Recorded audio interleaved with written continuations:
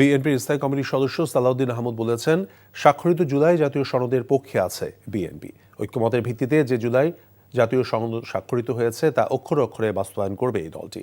বিকালে পেকুয়া উপজেলার তানজিমে আহলে হক পরিচালিত বার্ষিক মেধাবৃত্তি পরীক্ষায় উত্তীর্ণ ছাত্রছাত্রীদের মাঝে পুরস্কার বিতরণের অনুষ্ঠানে প্রধান অতিথির বক্তব্যে তিনি এসব কথা বলেন।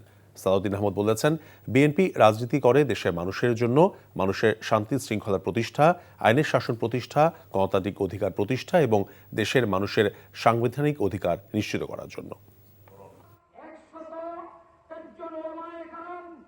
অক্ষরে অক্ষরে জুলাই জাতীয় সনদের প্রত্যেকটি প্রস্তাব আমরা যেটা ঐক্যমতের ভিত্তিতে স্বাক্ষরিত হয়েছে সেটা আমরা বাস্তবায়ন করব। কিন্তু জুলাই সনদের বাইরে আমাদের কোনো বক্তব্য নাই।